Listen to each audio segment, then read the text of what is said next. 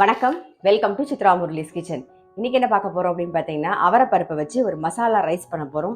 ரொம்ப நல்லா டேஸ்டியா, ஈஸியா, சிம்பிளா டிஃபன் பாக்ஸ்க்கும் சௌரியமா இருக்கும், வீட்டில் சாப்பிட்றதுக்கும் ரொம்ப சௌரியமா இருக்கும். அதுதான் நம்ம இன்னைக்கு பார்க்க போறோம். அதுக்கு வந்து நான் கரிச்சட்டியில எண்ணெய் விட்டு நல்லா காய வச்சுட்டு இருக்கேன். எண்ணெய் காஞ்சிடுத்து, பட்டை, கிராம்பு, சோம்பு தாளிச்சுக்கலாம். இஞ்சி பூண்டு விழுது, வெங்காயம்,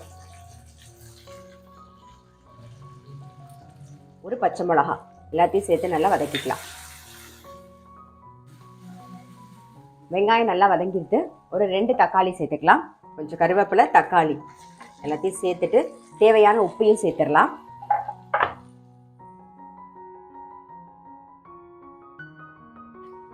தக்காளி நல்லா வதங்கணும். மஞ்சப்பொடி கொஞ்சம், தக்காளி நல்லா வதங்கிடுது. ஏற்கனவே ஒரு பச்சை மிளகா சேர்த்துருக்கோம், காரத்துக்கு தகுந்த மாதிரி இப்போ வரமிளகா பொடி சேர்த்துக்கலாம். வரமிளகா பொடி ஒரு 1.5 டீஸ்பூன். வரமிளகா பொடி போட்டு நல்லா வதங்கிடுது. இப்போ வேக வச்ச அவரைப்பருப்பை சேர்க்க போறேன். வேக வச்ச பச்சை அவரை,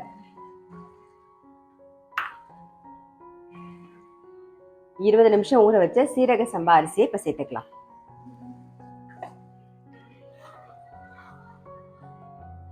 இப்போ வந்து தண்ணி வந்து 1.5 கப்பு சேர்க்க போகிறோம். தக்காளி போட்டுருக்கிறதுனால நான் ஒரு 1.5 கப்பு தண்ணி சேர்க்குறேன். 1.5 கப்பு தண்ணி.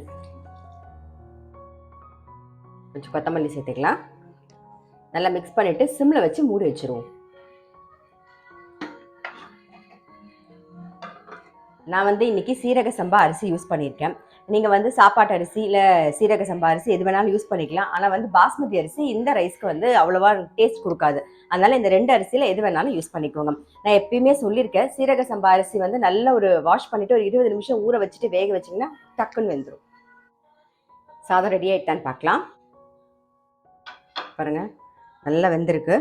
இதில் என்ன பண்ண போகிறோன்னா, மேலாக ஒரே ஒரு ஸ்பூன் நெய், அதுக்கப்புறம் கொத்தமல்லி போட்டு ஜஸ்ட் ஒரு மிக்ஸ் பண்ணிவிட்டு அப்படியே மூடி வச்சுருங்க. ஆஃப் பண்ணிடலாம். இந்த சூட்லேயே நல்லா பொல பொலன்னு ஆகிடும். மூடிடும்.